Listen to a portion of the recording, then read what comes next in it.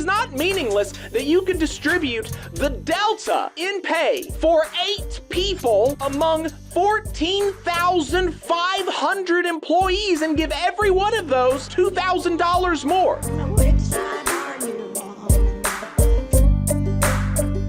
So we mentioned the Mercedes campaign.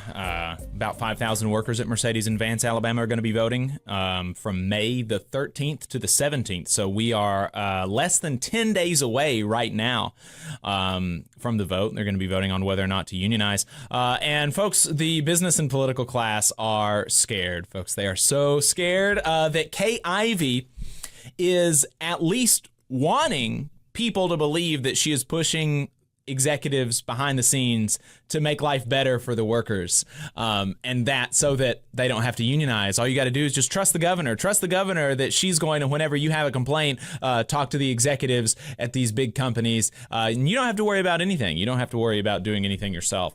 Commerce Secretary Ellen McNair was invited by Todd Stacey to come on Alabama Public Television to bash unions and Alabama's workers and explain why we don't deserve a say over our working conditions, although so far, as I can tell, the same invitation has not been extended to the union or anybody in the plant who is supporting the union, which is a super great use of public funds attacking Alabama's workers. Right. I love when my tax dollars are funding a politician to go on television that is also funded by my tax dollars to talk crap about us. Just love that. Thanks. Yeah, that's my favorite thing, actually. When my politicians use my money to attack me. That is, I love that. But anyways, McNair, Commerce Secretary, was on Capital Journal, which again is on Alabama Public Television, with Todd Stacey talking about this. And she said, quote, Governor Ivey has been on the phone with both leaders of Mercedes and Hyundai and has said, if there are issues, you need to fix this. And those are really strong words, folks. I don't know if, I don't know how, I mean, obviously there's going to be some huge changes now because Governor Ivey said you need to fix this. I mean, if there's something, if there's something going on, there's something going on. Apparently there might be. There might be, apparently. I don't know. The governor's getting lots of intel. This again, McNair's words. She's been very bold. Again, that is very bold language. She's been very bold in using her voice to encourage Mercedes and Hyundai to do what they need to do to be sure that this isn't necessary. She went on to say, could work conditions be better? Yes. This is a wake-up for them to be responsive to the employees' needs and listen to them. I think absolutely that needs to be done, but hopefully we can do that on a one-to-one basis without a third party interfering. Yeah, so that's great. Love for bosses to be able to say that nonsense completely unchallenged and without actual workers in Alabama being able to respond. I mean, love that. I don't know if I'm not the brightest bulb, but I do think that the Commerce Secretary and Governor Ivey might qualify as a third party here. Right. I don't know. I don't want to give myself too much credit, but I think perhaps that's true. There could be third party interference. That's true. Yeah, it's that's just the difference is the third party is one that you don't have control over directly as a worker in the facility. So, you can tell they're really, really desperate now because you'll remember when the campaign kicked off, the messaging was Ivey touting the high skills and high wages. Those were the words that were used in conjunction with one another. High skills and high wages of Alabama's auto workers. And the fact that these are great jobs as reasons not to unionize. That was the messaging. You don't deserve better was the argument. Now the argument is honestly almost a total 180-degree flip with about 2 weeks to go in the campaign. The messaging is now, I'm fighting for you against these executives using bold language. Like, if there are issues, you need to fix it. That's the messaging now. I'm fighting for you against the executives, so you don't need a union. That's the messaging now from Governor Ivey and Commerce Secretary Ellen McNair.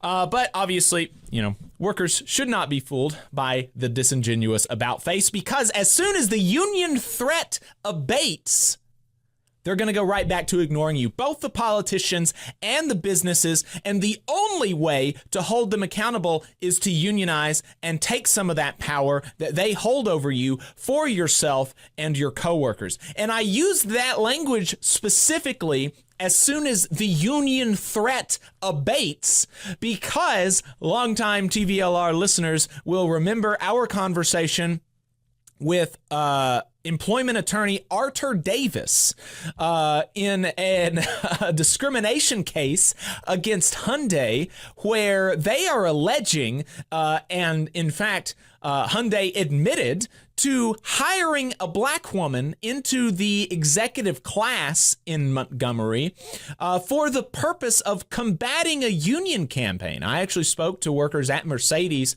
at Hyundai in Montgomery about this case a couple of weeks ago, and they said that was, this woman was she was in management before, but she was elevated to a higher position, and her entire role was explaining to workers how they don't need a union. And then, so the campaign there's been a campaign at Hyundai with the UAW for a long time, like for a decade or more, but it's waxed and waned, right? And so after this is the amazing thing is this is the language that Hyundai used in response to an EEO complaint from the black woman executive. She said she filed an EEO complaint, and she said, I was fired for discriminatory reasons, right? I was fired for discriminatory reasons. And Hyundai said in their response in writing to the government that, no, you're misunderstanding. You were not fired because you're black. You were only hired because you're black. And we wanted a black woman to fight the union campaign. And once the union threat abated, those were the words in the response. Once the union threat abated, she was no longer needed. Her services were no longer required, and they got rid of her. That's exactly what's going to happen with all of this, rhetoric about, we're interested in changing. The governor talking about how if there are issues, I'm speaking very boldly about, the hypothetical possibility of issues and hypothetically the importance of fixing them if hypothetically they existed. The very bold pronouncements like that, all that's going to go away. Hey, 5 seconds. Just wanted to say that this is only possible because of our donors. If you want to see more of this, then consider donating yourself at tvlr.fm/donate.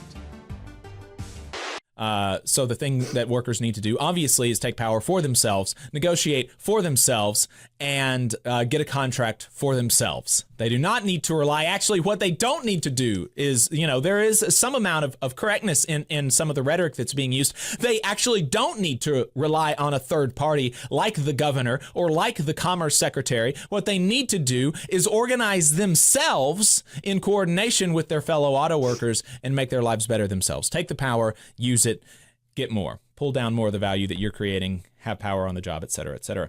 The UAW put out another video last week that is illustrative of the reason that Ivey felt she had to change tactics, because things aren't great at Mercedes. They could be a lot better. And here's Alabama auto workers talking about their compensation in comparison to the CEOs. Let's talk about fairness at Mercedes-Benz in Alabama. In the plush offices of Mercedes executives, something outrageous is happening.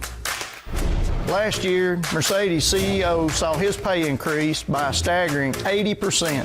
Not stopping there, the entire Mercedes management board chose to give themselves a 78% pay increase last year. That's over $27 million in raises for only 8 people.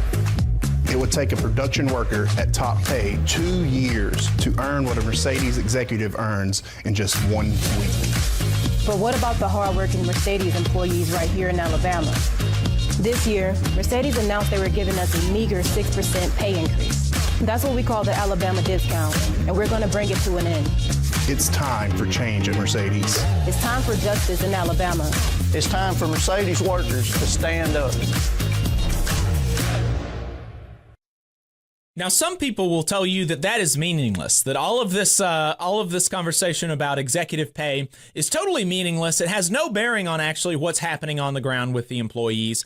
It's totally meaningless that 8 people on the executive board for Mercedes US got an 80% raise while workers got a 6% raise. It's totally meaningless that the total value of raises for those 8 people was $27 million, not in total compensation, in raises. That is the delta between how much they made this year and last year. $27 million more.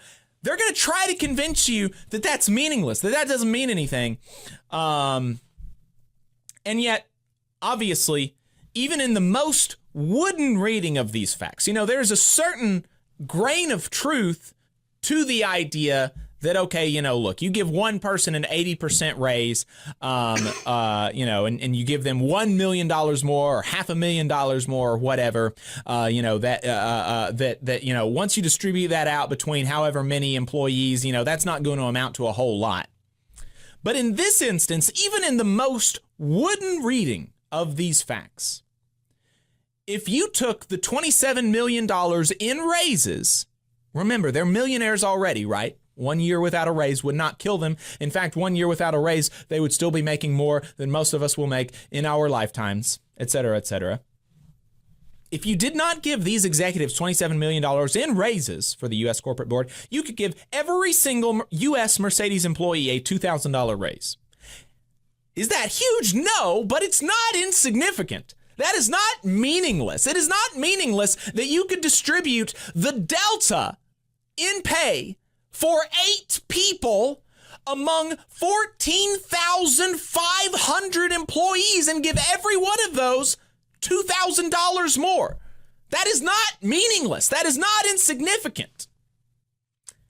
Also, as is obvious for people who are not being disingenuous and who have not had their brains poisoned by boss propaganda, these kind of expenditures, in the face of a lack of expenditures for employees, belie a culture of theft from the people who produce to the people who own. It's not just those 8 people. It's going to be people below that who are also making still too high salaries for management outside of that board. It's going to be excessive payments to shareholders, excessive focus on stock value as opposed to creating a good product and investing in their products, in their facilities, and in their people. For Daimler, for example, another German manufacturing company, they made enough profits in North America to double the compensation for their American workers, not raise prices, and still make a profit. That's the kind of stuff that we're talking about with these companies. Boeing is another example. Huge, huge executive compensation. And, with the one CEO, yes, it's true. You take his salary, you distribute him among the thousands of Boeing employees in the United States, it's not going to amount to much. But again, it belies a culture of theft from the people who produce to the people who own. It's not just the CEO, it's the whole corporate board who are making too much money. It's all of the shareholders who are making too much money. It's all of that. All of that goes into the whole picture. And when you take the whole picture into account, yes, it's very meaningful, actually, that the people who own are making significantly more than the people who produce as classes. As classes. And, for Boeing, it's particularly egregious because you're looking at the degradation of a company whose, previously, pilots said, if it ain't Boeing, I ain't going, right? It was a company of engineers dedicated to the creation of good products, of good flying machines. And now it is just a profit-making enterprise. This is the idea that profits, the profit incentives is inherently good and productive and valuable for society is totally and completely destroyed by just looking at Boeing as a case study, right? I mean, the pursuit of profits is what has destroyed Boeing as a company. It's destroyed it. And so, that should not be what we chase as a society, the pursuit of profit. You just saw a clip from the Valley Labor Report. We are live every Saturday morning from 9:30 a.m. till 12:30 p.m. And we pride ourselves on keeping all of our content free to everybody so that we can talk to as many working folks as possible. If you support the work that we're doing, you think that it's important, you think that it's good, then consider making a monthly contribution to the project, and you can do that on our website, tvlr.fm.